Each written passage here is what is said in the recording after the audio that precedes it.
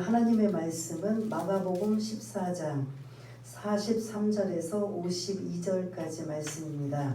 우리 신약성경 81쪽에 있는 마가복음 14장 43절에서 52절까지 말씀을 다 찾으시면 우리 다 같이 한 목소리로 같이 읽겠습니다. 다 찾으신 줄 알고 우리 같이 읽겠습니다.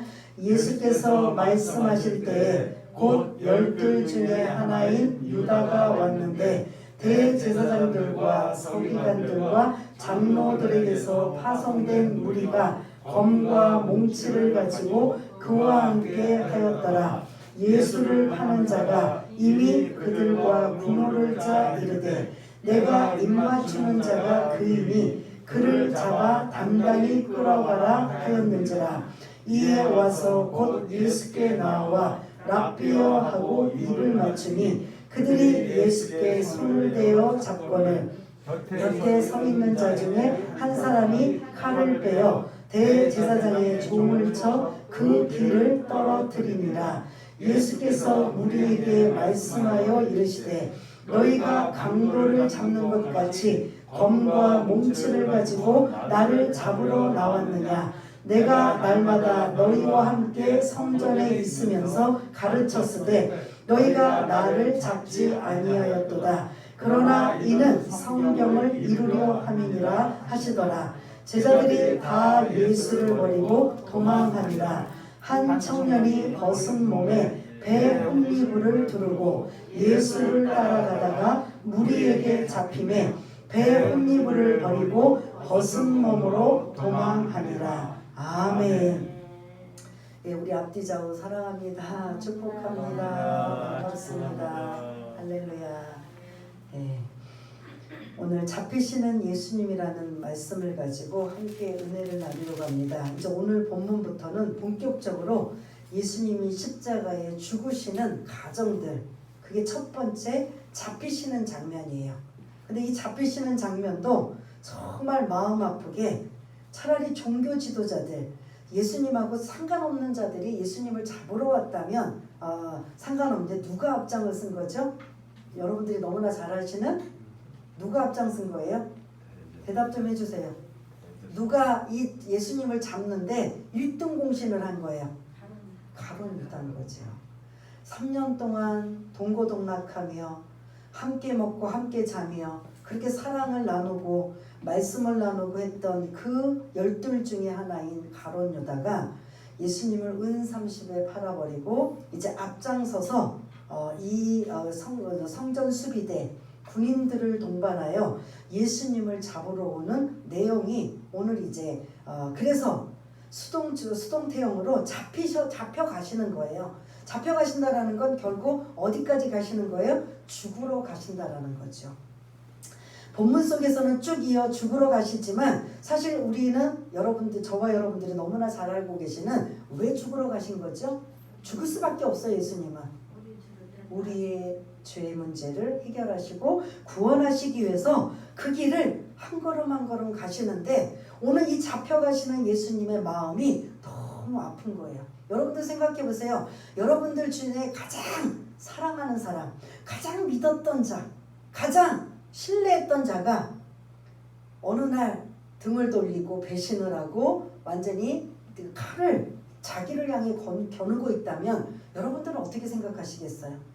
이건 상상하고 싶지도 않고 생각하고 싶지도 않은 부분인데 오늘 이 본문 속에는 가룟 유다가 그 일을 지금 하면서 예수님이 잡혀가시는데 1등 공신을 하고 있고 그 가룟 유다는 지금 이 43절부터 46절까지 나오는 중에 예수님을 아주 철저하게 개입된 배반을 하고 있다는 거죠.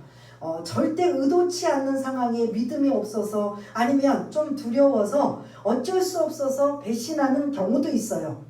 그럴 경우가 누구죠? 이제 앞으로 우리가 나올 텐데 베드로의 경우를 볼 수가 있어요. 베드로는 계획하고 작정하고 배신한 게 아니라 자기 생명의 위협을 느끼고 막 두렵고 막 겁이 나고 그래서 깨어 기도하라고 했는데 기도하지 않았기 때문에 이런 두려움이 생겼던 모습을 볼 수가 있는데 오늘 본문의 가룟 유다는 작정하고 계획하고 아주 자기 이익은 철저히 따지면서 손익계산을 하면서 지금 예수님을 지금 넘겨주고 있는 장면을 본다면 가룟 유다는 무서운 사람이라고 볼 수가 있습니다.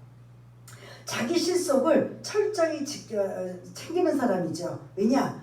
우리가 3년 동안 예수님을 따라다녔던 유다는 자기가 원하는 예수님, 자기가 바라는 예수님, 그런 예수님으로 예수님의 하시기를 바랬는데 예수님은 전혀 정치적인 메시아, 이런 메시아가 아니셨다라는 거죠. 그러다 보니까 이제는 아니겠다. 이 예수님을 이제 떠나야 되겠다. 근데 떠나는데 그냥 떠나지 않아. 종교 지도자들에게 팔아 넘겨서 뭘 받아요? 은 30을 대가를 받으면서 이렇게 철저히 배반을 계획적으로 배반하고 이렇게 작정하고 배반하는 이 가룟 유다가 자기 실속까지 챙기고 있는 이러한 모습이 가룟 유다의 모습이라는 거죠. 교회 안에는 오늘 이 본문 속에 한번 세 사람의 유형이 지금 등장해요. 가룟 유다는 이제 이름이 등장하고 있는데 나머지 사람들은 이름이 등장하지 않아요. 근데 12명의 제자들이 다 언급되고 있습니다. 그 12명의 제자 중에 나는 어떤 유형에 속하고 있는가, 아니면 우리들의 모습은 꼭 어떤 유형이라고 하진 않지만 어떤 부분에 좀 가까운가, 한번 오늘 이 예수님이 잡혀가시는 이 가정 속에 다 도망가고 배신하고 있는 12명의 제자들 속에 내 모습은 어디에 근사치고 어디에 가까운가를 한번 돌아보면서 그런 이 본문에 있는 말씀에 여러분들이 한번 은혜를 받으시기를 바라겠습니다. 참 43절부터 46절까지 여러분들이 보시기에는 유다가 지금 43절에 대제사장들과 서기관들과 장로들에게서 파송된 무리, 이 성전 수비대가 될 수 있고, 그리고 그들이 검과 몽둥이, 지금으로 말하면 몽둥이에요.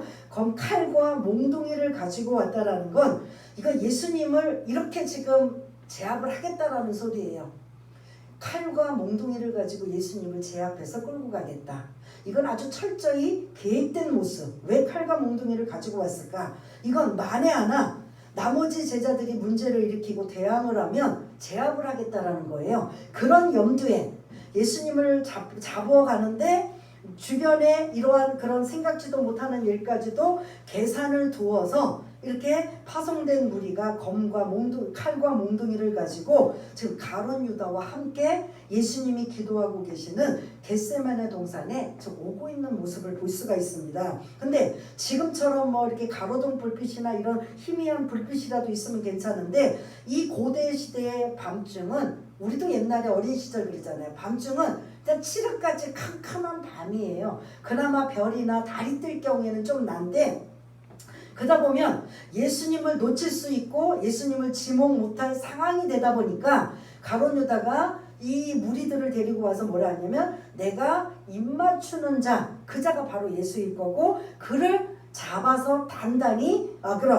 끌고 끌어가라, 이런 지금 철저히 계획적인 가룟 유다의 모습이 44절에 언급되고 있는 걸 볼 수가 있습니다. 그래서 아주 예수님을 잡으러 오기 전부터 계획적이었고, 그 같이 오는 무리들에게도 어떠한 신호, 군호라고 여기 표현했는데 암호를 짜면서 내가 입맞추는 자, 그가 바로 오늘 잡아갈 예수이기 때문에 그를 단단히 끌고 가야 된다라는 이러한, 그러니까 이 상황을 본다면 여러분들 예수님이 아니고 만약 이 진짜 나쁜 사람을 잡아가야 된다면 이런 상황이 될 수도 있는 거예요. 근데 예수님이 이제 48절 49절에 마치 나를 어떤 상황으로 누구와 같은 자로 이렇게 지금 온 거죠. 표현하고 있는 거죠. 예수님의 표현은 강도예요. 그러니까 여러분들이 그 강도라는 표현을 좀, 우리는 칼을, 흉기를 가지고 돈을 뺏거나 뭐 못된 짓을 하는 경우를 강도라고 하고 있는데, 여기서는 그 강도가 아니에요. 여기서는 반란을 일으키고 폭동을 일으키고 혁명적, 그러니까 나라에 대항을 하고 로마 정부에 대항을 하고 이러한 정부에 대항하는 이러한 신경 쓰이고 거슬리는 이러한 자를 지금 강도라고 표현하고 있는 거예요. 여러분들이 성경을 읽으실 때 강도라고 한다면 뭐 돈이나 빼앗고 뭐 흉기로 위협을 해서 하는 이런 건가 보다가 아니라 완전히 나라의 골치 아픈 그러니까 나름대로 그 혁명자들은 애국주의자라고 표현할 수 있는 거죠. 이 당시에는 로마의 그런 압제로 있다 보니까 로마로부터의 늘 반감을 가지고 반기를 가져서 그 밀란과 폭동들이 많이 일어나요. 그러다 보니까 로마 정부 아니면 이 이스라엘 정부 안에서도 이들이 늘 골치 아픈 거예요. 근데 예수님을 그런 자로 지금 취급하는 거예요. 그래서 어떤 만에 하나 문제가 생길 수 있기 때문에 그 문제를 제압하기 위해서 칼과 몽둥이를 가지고 수많은 이러한 그 무리들과 함께 예수님을 지금 잡아가고 있는 이러한 모습이 누가 철저히 개입되고 배반하고 있느냐? 누구죠? 가룟 유다의 모습이라는 거죠. 이러한 43절에서 46절까지 이제 45절 그래서 그들이 그렇게 군호 암호를 짜서 실제로 예수님 앞에 가룟 유다가 나와서 납비어하고 입을 맞춥니다. 입을 맞추는 거 그들의 인사법이에요. 자연스러운 인사법이에요. 인사를 입을 맞추니 그들이 예수께 손을 대어 즉시 행동에 취하여 예수님을 잡는 광경이 46절에 이루어지고 있습니다. 그 다음에 이제 47절을 보면 우리 한번 47절 읽었지만 읽어보겠습니다. 시작. 두 번째 사람이 나와요. 곁에 서 있는 자 중에 한 사람이 칼을 빼어 대제사장의 종을 쳐 그 길을 떨어뜨리니라. 아멘. 설교를 많이 들으시고 성경을 많이 읽으신 분들은 이 사람이 누굴까? 이름이 지금 누구라고 딱 지목은 안 해요. 그렇지만 다른 마태복음, 누가복음, 요한복음 전체 복음서에 나오고 있는 이 사람은 누굴까요? 누구죠? 베드로가 되는 거예요. 곁에 서 있는 자 중 예수님 곁에 서 있는 한 사람. 이 마가복음의 저자 마가는 이 사람의 이름을 언급하지 않아요. 그러면 여러분들이 잘 모르실 때는 예수님 곁에 서 있는 자 중에 한 사람이 누굴까? 막 여기도 찾아보고 저기도 찾아보고 누굴까? 왜 굳이 이 마가복음에서는 이름이 정확하게 언급이 되지 않을까? 누굴까라는 의문점을 이 저자가 갖게 만들어요. 그래서 누굴까 하다가 이게 내 모습이 아닐까? 라고 좀 의도적인 생각을 갖게 해요. 요한복음이나 이 마태복음 같은 경우에는 정확하게 이름들이 언급돼요. 그래서 지금 제가 말씀드린 베드로라고 나오고 있고요. 그 베드로가 칼을 빼어서 대제사장이 보낸 종 말고라는 이름 들어보셨죠? 말고의 길을 그것도 정확하게 요한복음을 보면은 오른쪽 귀를 칼로 친 거예요. 그러니까 이 귀가 어떻게 됐겠어요? 땅에 떨어져 버린 거죠. 이런 상황에 있는 이 베드로의 모습이 지금 47절에 이름이 열거하진 않지만 전체 복음서에 보면 베드로라는 걸 추측할 수가 있다라는 거죠. 베드로는 어떤 사람이에요? 오늘 이 행동에 취한 거 보면 잘한 것 같아요? 못한 것 같아요? 여러분들 생각하기에 예수님이 지금 가룟 유다의 배반에 의해서 지금 이제 이 수많은 성전 수비대 군병들에 의해 이제 이게 잡혀 있는 상황이에요. 그런 상황에 베드로가 칼을 빼어가지고 옆에 그 지시하고 있는 사람의 귀를 지금 잘라버릴 때 이 베드로의 행동은 여러분들이 생각하기에 어떤 행동인 것 같아요? 잘하는 짓이나 이 정도는 해야지. 그래야 내가 그래도 주님을 사랑한다라는 표현이라도 하는 거 아닌가 라고 우리는 충분히 할 수 있는데 이게 우리의 어떻게 보면 이 베드로 우리가 지금까지 봐온 베드로는 성격이 좀 어떤 사람이었어요? 다혈질이고 급하고 그리고 나서기를 좋아하고 그리고 호언장담해요. 다른 사람은 다 주님을 버릴지언정 나는 뭐 한다고 했어요? 절대 버리지 않겠습니다. 막 이런 호언장담했던 이러한 사람이 이게 뭐냐면 교회 안의 유형이 자기 열심으로 충만한 사람이에요. 교회 안에 신앙생활 하다 보면은 하나님 열심으로 일하는 사람은 지혜로워요. 그래서 다른 사람 상처 안 받고 배려하고 사랑하고 타협하고 용서하고 인격적인 교제를 나누는데 그런 인간적인 열심 이런 약간 베드로가 이제 나중에 사도행전에서 바뀌기 전에 복음 복음서에 나타나고 있는 베드로의 모습은 자기 열심으로 충만한 사람이에요.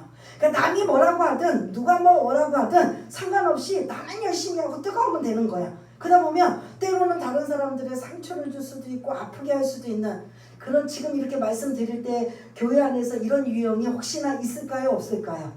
있을 수 있다라는 거죠. 그래서 열심이 다 좋은 게 아니에요. 내 열심인가? 하나님의 열심인가? 내 열심으로 자기 의가 충만해서 내 열심으로 신앙생활하고 있는가? 하나님이 주신 그 열심을 가지고 내가 충만해서 신앙생활하고 있는가? 요걸 잘 분별해야 돼요. 그러다 보니까 분별하는 건 뭐냐면 하나님의 열심으로 충만한 사람은 다른 사람들을 아프게 하거나 상처 주거나 힘들게 하지 않아요. 그냥 자기가 뭔가 해야 된다면 조용히 말없이 은밀히 하면서 또 때로는 겉면하면 기도하면서 그가 상처 안 받기 위해서 자연스럽게 가는 방법이 하나님의 열심이에요. 그리고 자기가 막 뜨겁게 열심히 신앙생활하는 모습이 그렇게 사람들에게 말 한마디나 이런 행동 하나에 상처를 주지 않는 거, 오히려 은혜를 받게 만드는 게 이게 하나님의 열심이에요. 근데 반대로 자기 열심은 그러거나 말거나예요. 다른 사람이 뭐라고 하거나 말거나 다른 사람이 뭐 어쩌고 저쩌고 하거나 말거나 내가 뜨겁고 내가 열심히고 내가 하면 되는 거지.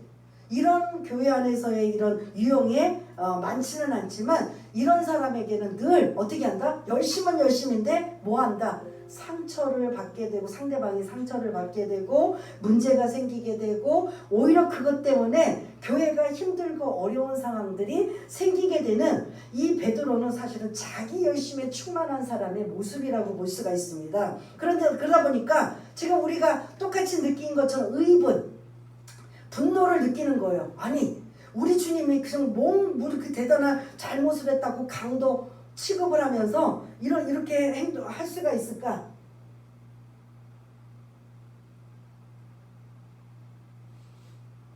할 수 있을까라고 생각할 수 있는 거예요. 그러다 보니까 자기 열심을 가지고 안 돼. 우리 주님을 끌어가면 안 돼. 왜 이런 행동을 하는 거야? 전혀 알지 못하고 깨닫지 못하는 베드로의 입장에서는 47절과 같은 상황을 만들 수 있다라는 거죠. 그러나 우리가 이 상황을 볼 때 이건 베드로의 열심인 거예요. 다른 마가복음이나 마태복음이나 이런 요한복음 같은 경우에는 오히려 베드로를 야단을 쳐요. 내가 힘이 없어서 12영이나 되는 군사를 풀어가지고 불러서 능력을 행하여서 이 사람들을 다 내가 쫓아낼 수도 있고 내가 안 잡혀갈 수도 있는 거다라고 하면서 베드로를 지금 제지시키고 있는 이런 주님의 모습을 볼 수가 있고, 주님은 그냥 끌려가셔요. 그냥 끌리는 대로 끌려가시면서 잡혀가고 계시는 이러한 모습에 그걸 지켜보고 깨닫지 못하고 깊은 뜻을 알지 못하는 베드로의 입장에서는 즉각적인 생각, 이러한 것으로 자기 열심을 가지고 지금 이러한 행동을 하고 있는 모습, 이게 우리가 신앙생활하면서 가룟 유다처럼 막 자기 시속을 챙기고 배반하는 이런 정도까지는 아니지만 베드로의 유형이 자칫 잘못하면 우리들의 모습이 될 수가 있는 거예요. 신앙생활할 때 열심은 열심인데 내 열심으로 열심하고 있나? 하나님이 주시는 그 열심으로 내가 신앙생활하고 있는가? 이걸 여러분들이 잘 지혜롭게 분별해서 나로 인하여 다른 사람들이 하나님의 영광을 가리게 만들거나 상처를 준다면 이거는 자기 열심, 베드로와 같은 자기 열심이라고 볼 수가 있다라는 거죠. 이런 유형이 지금 47절에 언급되고 있고요. 또 50절 우리 한번 또 읽어보겠습니다. 얼마 안 되지만 시작. 제자들이 다 예수를 버리고 도망하니라. 아멘. 가룟 유다만 빼고 나머지는 사실은 몇 명이 지금 제자들이 다 예수를 버리고 도망했어요? 11명 모두가 자기들의 생명의 위협을 느끼다 보니까 그렇게 주님을 따르겠다고 높은 자리 하나 어떻게든 얻겠다고 했던 이런 유해 제자들, 이런저런 어떻게든 주님 곁을 떠나지 않겠다고 호언장담했던 이들이 불이익을 당하니까 생명의 위협을 느끼고 이게 뭔가 지금 안 좋은 상황들이 막 만들어지니까 이게 다 그냥 36개 주랭랑을 치고 있는 이 제자들의 모습을 볼 수 있다는 거죠. 언제든지 나에게 손해가 오고 나에게 불이익이 오면 나는 언제든지 그 주님을 버리고 도망하는 유형, 이게 이제 나머지 제자들의 모습인 걸 볼 수가 있습니다. 그래서 오늘 이 본문에 세 부류의 유형들이 등장하죠. 가룟 유다의 계획적이고 작정을 하고 자기 그런 이익에 충실한 자기 실속을 챙기고 있는 유다의 모습, 그리고 두 번째는 베드로의 자기 열심에 충만한 이러한 그런 베드로의 모습, 그리고 그 외에 나머지 제자들은 자기에게 불이익이 있으면 언제든지 주님을 따라다니다가도 도망가 버리는 이러한 유형, 이게 오늘 이 세 가지의 유형이에요. 근데 여러분들이 51절, 52절에 보면 좀 특이한 상황이 좀 등장해요. 우리 한번 51절, 52절을 한번 또 읽어보겠습니다. 누굴까? 한 청년이 벗은 몸에 배 혼이불을 두르고 예수를 따라가다가 무리에게 잡힘에 배 혼이불을 버리고 벗은 몸으로 도망하니라. 아멘. 12명의 제자는 아닌 것 같아요. 그런데 이 51절, 52절 이곳에 들어있는 이 부분은 학자들은 누구라고 하냐면 마가복음을 기록하고 있는 마가라는 거죠. 마가는 12명의 제자에 아니에요. 그리고 여러분들이 마가를 1차 선교여행 때 바울이 누구랑 혹시 선교여행 갔는지 기억하시나요? 사도행전에 보면 1차 선교, 바울이 선교를 3차까지 갔다 왔는데 바울과 신라는 2차부터 바나바.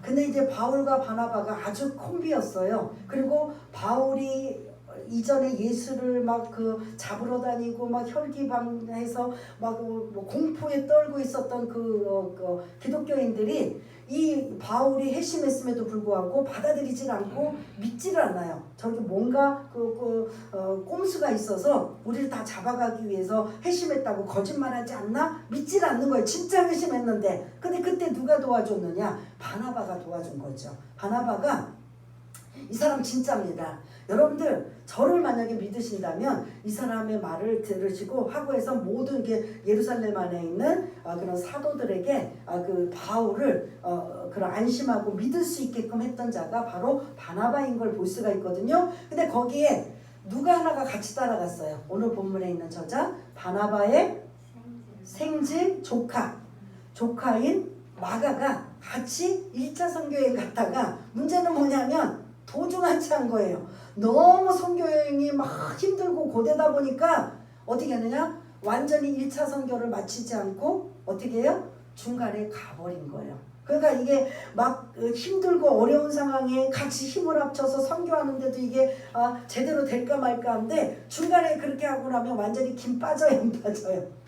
힘이 빠지는 상황이에요. 그래서 이미 마가는 바울의 눈에 X가 돼버린 거예요. 근데 2차 선교여행 때 다시 바울과 바나바가 또 2차 선교를 가려고 할 때 바나바가 누구를 추천하느냐? 마가를 추천해요. 마가를 다시 데려가자. 바울이 승낙했을까요? 안 했을까요? 그런 1차 선교 때 김 빠지고 힘들게 만든 마가라면 절대 안 된다. 그래서 결국은 바울과 누구랑 싸움이 일어났어요? 바나바가 싸움이 난 거예요. 나는 꼭 데려가겠다. 바나바는. 바울은 절대 안 된다. 이러면 막 혈기가 나고 싸우고 하다 보니까 그러면 너는 너대로 나는 나대로. 그래갖고 그때 여러분들이 말씀하신 바울이 바나바랑 헤어지면서 신라와 함께 가고 바나바는 마가랑 함께 이제 움직이는 이러한 상황을 볼 수가 있습니다. 그런 마가를 지금 제가 설명하려고 한 거예요. 마가는 12명의 제자가 아니고 나중에 바울과 함께 선교를 다 갔지만 실패했던 자. 근데 거기서 끝난 게 아니라 그가 돌아와서 마가복음을 기록하게 되는 놀라운 그런 복음서 저자가 돼버리는 이러한 상황. 그리고 나중에 이제 바울도 감옥에 들어가서 이 마가를 다시 만나기를 바라고 이제 하회하고 용서하고 또 사랑으로 보듬어주는 이런 역할을 했던 자가 누구냐면 마가인데 이 당시에는 12명의 제자가 아니고 오늘 이 상황을 보면 이 청년이 어떠한 상황에 있다가 지금 나온 것 같아요? 자기 벗은 몸, 혼이불만 덮고 있는 잠을 자려고 하다가 이 지금 본문을 보면 잠을 자려고 하다가 예수님이 지금 어떤 소문에 의해 잡혀간다라는 이러한 안 좋은 소식이 있다 보니까 그냥 일어나서 예수님을 향해서 간 거예요. 가서 멀찍이 이제 두르고 지켜보고 있는데 이 지금 오늘 43절부터 쭉 50절까지 보니까 상태가 지금 상황이 심각해요, 안 심각해요? 거기 12명의 제자들도 다 도망가 버렸는데 거기다 더 어린 이 마가는 말할 것도 없는 거지요. 그러다 보니까 도망가다 보니까 목까지 벗어놓고 가 혼이불을 걸고 벗은 몸으로 도망가나.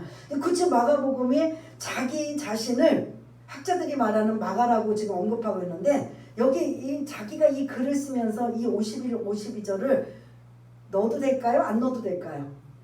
안 넣어도 되는 거예요. 그런데도 연약한 내가 이전에 내가 이렇게 예수님이 잡혀가시고 모두가 공포에 떨고 생명의 위협을 받고 다 주랭랑을 갖고 있는 이 모습 속에 나도 그 모습이었다라는 거죠. 그러나 이제는 이 마가복음을 기록할 때는 그런 사람이 마가가 아니에요. 이제는 바뀐 사람이에요.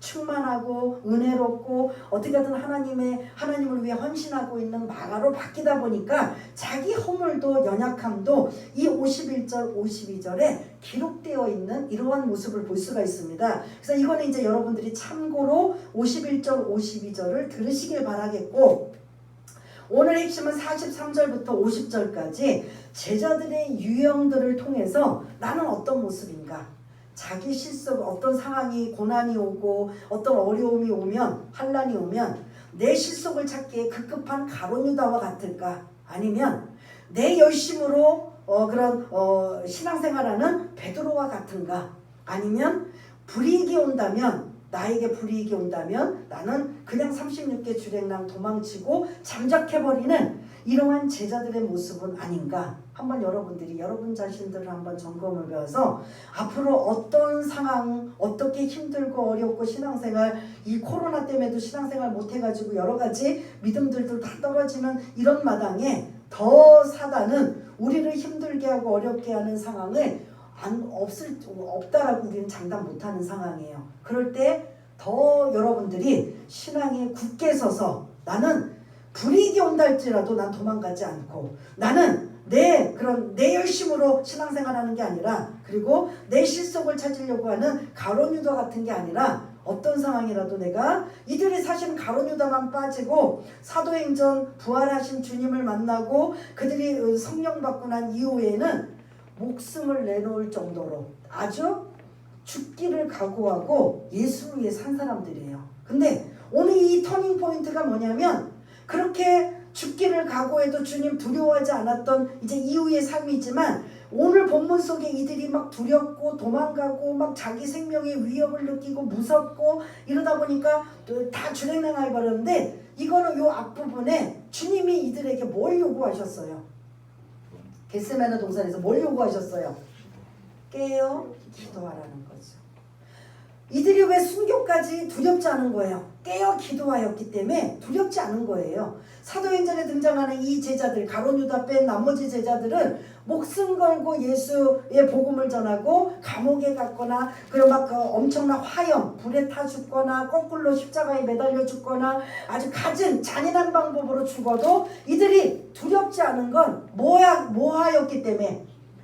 깨어서 기도하고 성령 충만하기 때문에 이제 죽음도 두렵지 않은 거예요. 근데 그렇지 않는 모습의 오늘 본문은 기도도 안 하죠. 뭐 아직 성령도 받지도 못하는 상황, 충만하지도 못하죠. 주님이 그렇게 앞으로 너희들을 위해서라도 깨어 기도하라고 요 앞부분에 겟세마네 동산에서 3번이나 당부하셨건만, 육신이 연약해서 잠자고 있는 이들의 모습에 이걸 감당하지 못하다 보니까 여전히 육신적인 모습으로 다 36개 주랭랑 도망가고 배반하고 있는 모습. 가룟 유다도 예수님께서 기회를 주셨어요. 돌이킬, 회개할 기회를 주셨어요? 안 주셨어요?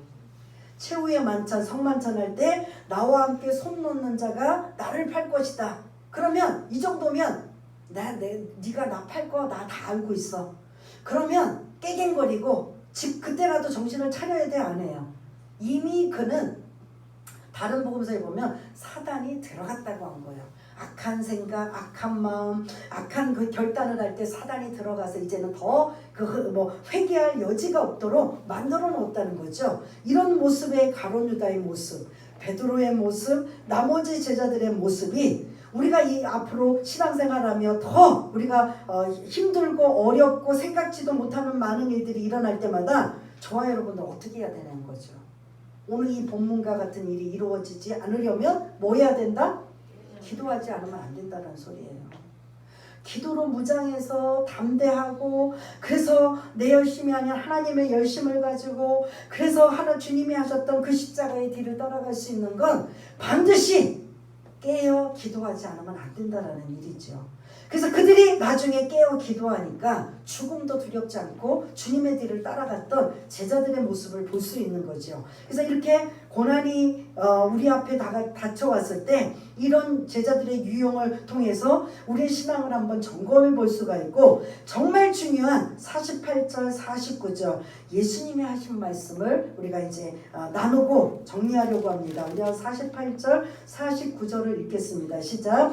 예수께서 우리에게 말씀하여 이르시되 너희가 강도를 잡는 것 같이 검과 몽치를 가지고 나를 잡으러 나왔느냐? 내가 날마다 너희와 함께 성전에 있으면서 가르쳤으되 너희가 나를 잡지 아니하였도다. 그러나 이는 성경을 이루려 함이니라 하시더라. 아멘. 48절 같은 경우에는 예수님을 누구 취급하고 있어요?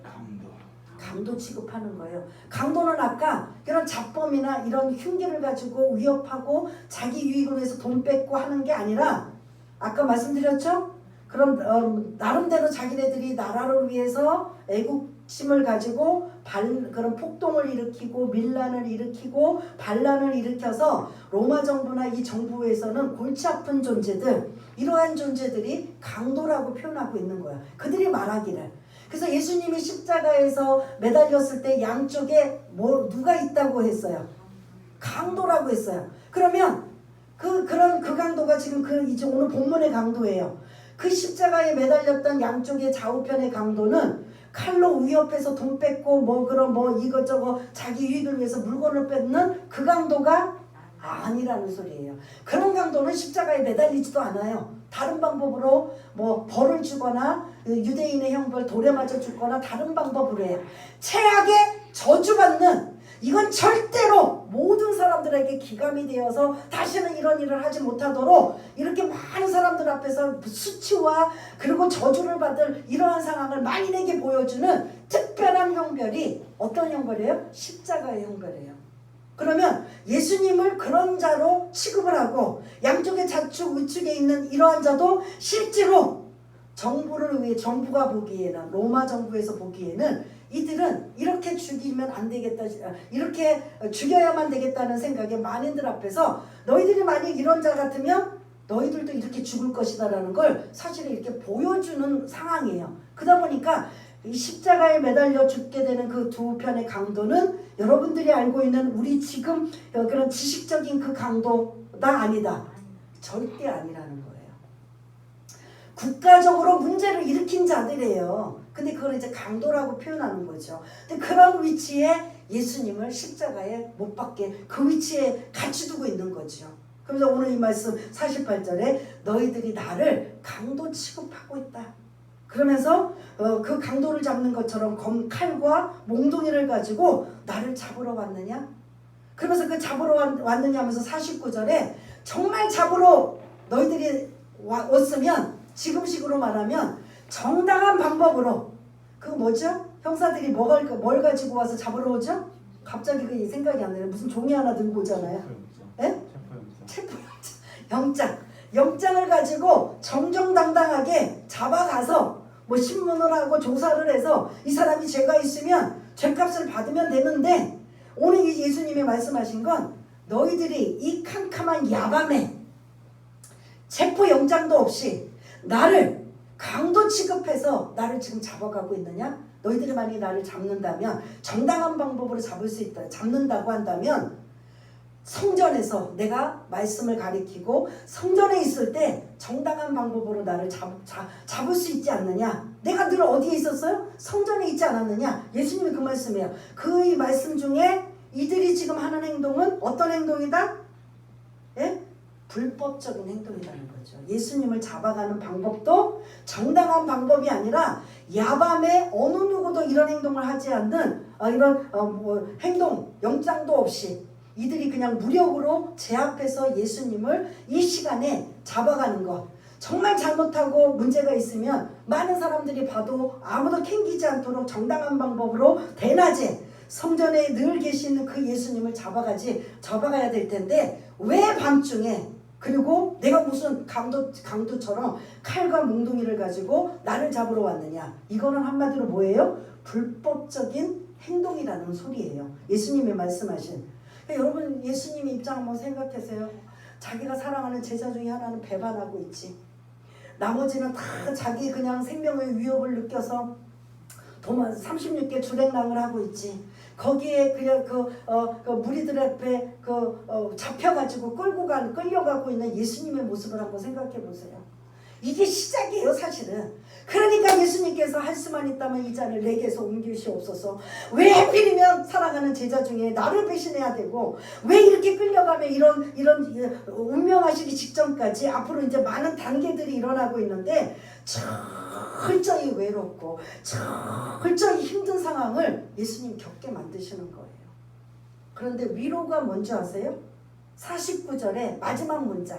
이는 내가 이렇게 철저히 배신을 당하고 외롭게 고통스럽게 고달프게 고독하게 이런 모습을 내가 이런 강도 취급을 당하면서 내가 잡혀가고 있는 모습은 49절에 뭐를 이루기 위함이다? 성경에 예언되어 있다는 거죠. 이러면서 예수님이 위로를 받으시는 거예요. 위로는 이렇게 받으시는 거예요. 이거 하나님의 섭리라는 거예요.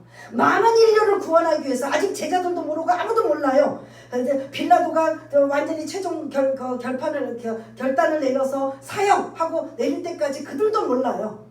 사단은 그들을 통해서 승리했다. 저 예수를 죽이면 우리가 승리했다라고 생각하는데 사실 승리가 아니고 뭐죠? 완전 패배가 된 거죠. 모든 사람들을 구원케 하는 길을 열어놓고 문을 열어놓으시는 죽음의 길로 지금 가시는 거잖아요. 그럴 때 그 구원을 위해 가시지만 얼마나 외롭고 얼마나 힘들어요. 그런데 그게 하나님의 뜻과 섭리라는 거죠. 그래서 이는 성경을 이루려 합니다. 이미 구약 성경에 뭐 이사야서 53장, 스가랴서 13장 뭐 이런 말씀을 이루려 합니다라고 하면서 위로를 받으시고 이건 다 하나님의 섭리라는 거죠. 하나의 예만 들고 마치려고 합니다. 요셉이 17살 10대 우리 영준이보다도 좀 이제 더 어리네요. 막 아버지의 사랑을 독차지받고 그냥 그 어린 그 꿈과 그런 희망을 가졌던 이 아이에게 어느 날 갑자기 형들의 미움을 사 남의 나라 애굽이라는 나라에 끌려가요. 그래서 남의 집에 보디발의 집에 노예로 끌려가서 이제 머슴살이를 하는 거예요. 여러분 한번 생각해 보세요. 갑자기 내가 무슨 얼마나 큰 죄를 지었다고 형들이 나를 다들 단결해서 나를 미워해서 이렇게 남의 나라에 끌려가서 노예로 살게 하나. 거기서 파란만장한 모습이 나타나잖아요. 억울한 일들을 당해서 감옥에 들어가잖아요.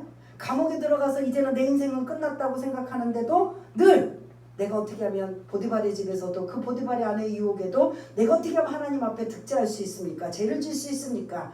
늘 그 안에는 하나님을 믿는 믿음을 가지고 설사 내가 이 감옥에서 언제 나갈지 어떤 상황이 올지는 몰라도 늘 성실하게 최선을 다하고 하나님을 신뢰했던 요셉. 근데 요셉이 오늘 예수님처럼 뭔 잘못했어요?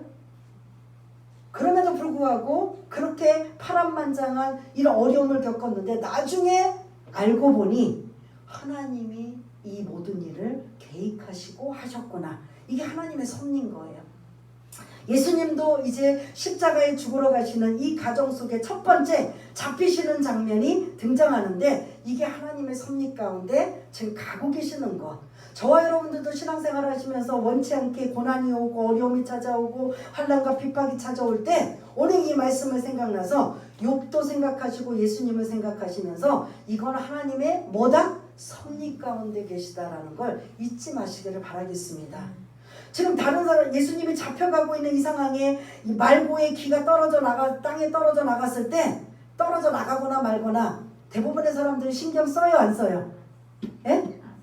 근데 예수님은 이 귀가 잘라진 이 상황을 어떻게 했었어요? 누가복음에 보면 그걸 고쳐주셔서 정상적으로 만들어 놓으셔요. 이 상황에도. 당신이 지금 강도 취급을 당하고 배신을 당하고 지금 일반 사람들 같으면 이런 생각 들어요, 안 들어요? 막 억울하고 막 분노와 막 배신감과 이 속상함과 이게 막 자기 생각이 사로잡을 수 있는데, 그 베드로가 실수한 말고의 귀가 떨어져 나간 걸 다시 붙여주시고 치유하시는 주님의 사랑의 모습이, 그 말고가 어땠을까? 여러분 한번 숙제 한번 내드릴게요. 여러분들 이제 집으로 돌아가셔서 일주일 동안 말고는 이 종교 지도자들의 그런 대제사장의 종이라고 했어요. 예수님을 잡으러 앞장선 사람이에요. 이제 가룟 유다가 1등 공신이고, 그래서 이제 예수님을 잡아 끌고 가려고 했는데 원치 않게 베드로가 자기 길을 혈기로 잘라가지고 지금 부상을 당하고 있는 이 기가 막힌 상황에 피를 철철 흘리고 있는데, 자기가 잡아가는 예수님이 자기 길을 지금 정상적으로 고쳐주었을 때 말고는 앞으로 어떻게 됐을까요? 성경에 나오진 않아요. 여러분들 한번 묵상해 보세요. 그 말고는 여전히 그 예수를 죽이려고 계속 하고 했을까? 아니면 자기 길을 생각하면서 어떤 생각을 했을까요? 그게 정상이죠?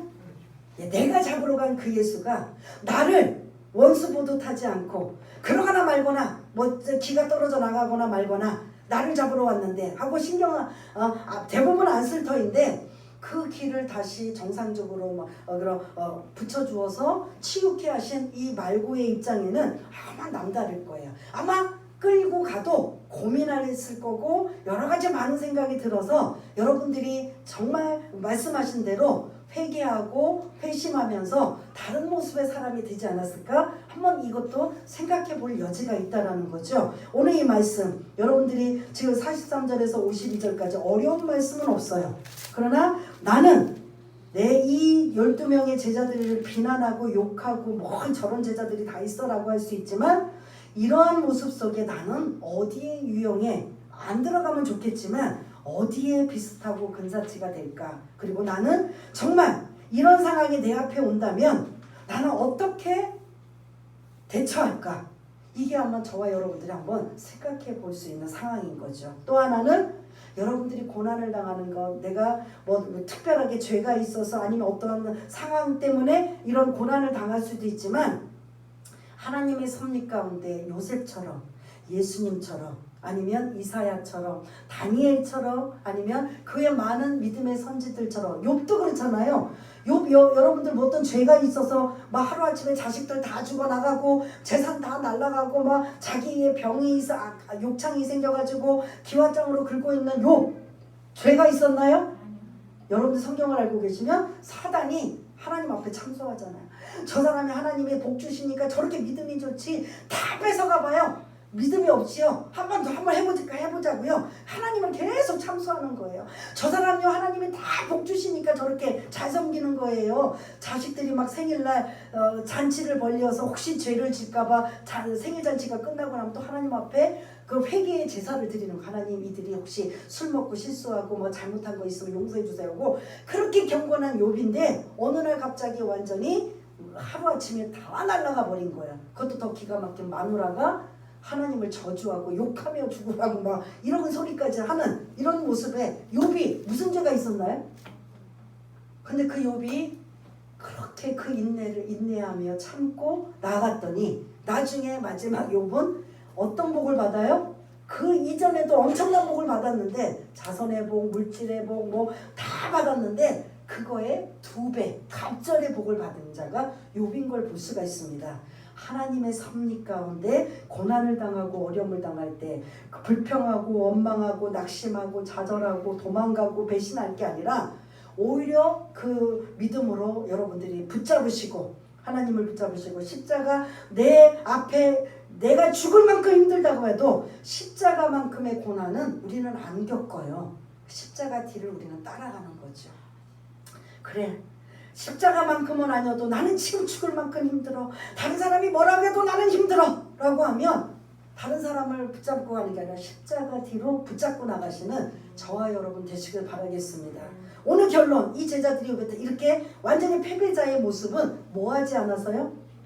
기도하지 않아서 이런 모습이 된 거예요.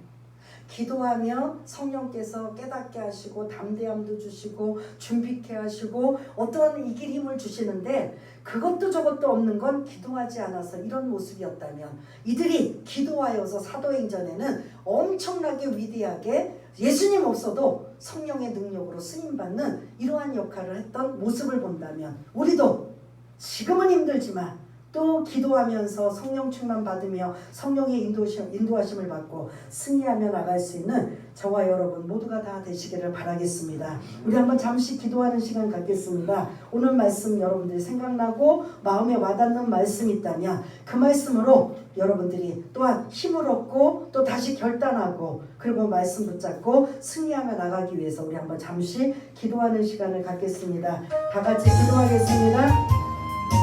하나님 아버지 은혜를 감사합니다. 이제 우리를 구원하시기 위해서 한 걸음 한 걸음 나가시는데, 예수님이 십자가에 죽으러 가시는 첫 번째 단계 잡히시는 장면이 오늘 본문 속에 등장합니다. 얼마나 외롭고 얼마나 힘들고 얼마나 고통스럽고 얼마나 견디기 힘들었을까요? 그것도 사랑하는 제자 중에 아버지 하나님 한 사람은 배반해버리고 또 나머지는 다 도망가버리고 아버지 하나님 강도 취급을 받으며 아버지 하나님 이 모든 상황에 예수님은 얼마나 힘들고 어려웠을까요? 우리가 고난을 당하고 어려움을 당할 때 이 주님을 생각하며 넉넉히 믿음을 가지고 이길 수 있도록 성령님, 이 말씀이 가장 먼저는 기억나고 생각나고 힘이 되어서 깨어 기도하지 않으면 넘어질 수밖에 없고 아버지 흔들릴 수밖에 없고 좌절할 수밖에 없고 도망갈 수밖에 없고 아버지 하나님 배신할 수밖에 없는 이 모습이 우리들의 모습도 될 수밖에 없음을 아버지 하나님 깨닫게 하여 주옵소서. 어떤 상황이 온다 할지라도 아버지 하나님 성령님의 도우심을 받아 이기고 또 이겨서 예수가 우리에게 가장 큰 선물이고, 우리가 아버지 하나님 이 땅에 태어나서 많은 선물도 있지만 가장 좋은 최고의 선물은 바로 예수를 믿는다는 아버지 하나님 그것이 우리의 선물인 줄 믿습니다. 그 선물을 우리가 귀하게 여겨서 아버지 하나님 끝까지 승리의 궤를 올릴 수 있는 우리 모두가 될 수 있도록 성령님 도와주시옵소서. 하나님 아버지, 오늘 이 말씀 너무나 잘 알고 있는 말씀이지만 우리 자신이 12명의 제자들 안에 어떤 유형의 모습인가를 한번 돌아보고, 우리가 힘들고 어렵고 우리에게 불이익이 찾아오고 고난이 찾아오면 36개 주랭랑치고 자기 실속을 챙기기에 바쁘고 어떤 불이익이 올까봐 도망가기에 급급한 자가 아니라, 이들이 사도행전에 등장하는 성령받고 능력받아 죽음도 불사하고 그 예수를 전하고 드러내는데 쓰임받았던 자들처럼 그렇게 살기를 원합니다. 주님이 오시는 그날까지 말씀에 굳게 서고 깨어 기도하며 자로나 우러나 흔들리지 않고 담대함으로 하나님이 주시는 열심을 가지고 신앙생활을 할 수 있도록 주님 도와주시옵소서. 모든 것 감사드리오며 사랑이 많으신 예수님 이름으로 기도드리옵나이다. 아멘.